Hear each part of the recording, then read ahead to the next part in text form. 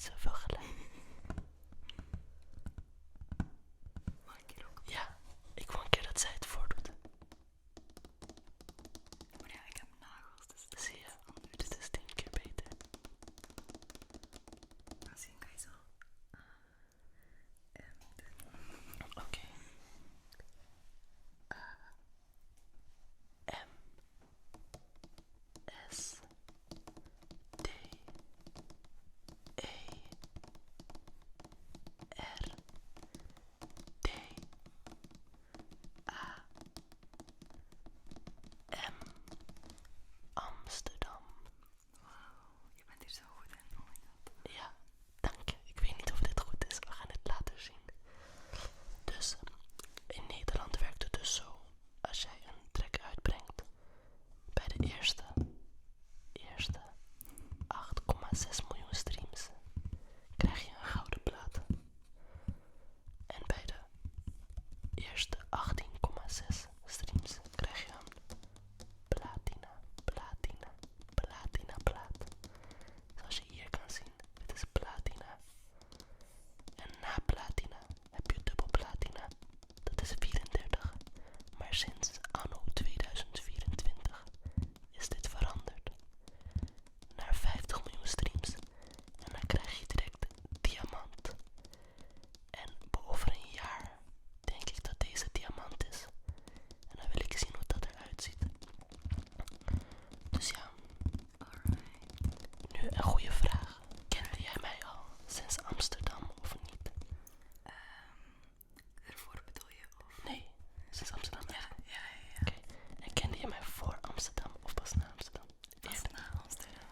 Oké, zie je. Ik denk dat de meeste mensen die mij kennen van Amsterdam. En de mensen die mij nog niet kennen, maar deze track wel kennen, mij nu wel kennen en weten van waar ik ben. Ik heb nog meer hoor. Maar dit is de grootste, als ik het zo mag zeggen. Het is echt een banger. Ik heb hem te vaak geluisterd. Voor de mensen die mij niet verstaan, voor de English people, if you don't know me, search up this song. It's my first really big hit, and then you can get an opinion of who is Christian D. Christian D. Christian D.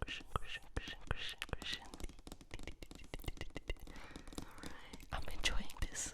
Ik ben aan het genieten. Ik zie het. Alright. Oké, dit was de eerste item. De tweede item is een analoge camera. Oké. Een analoge camera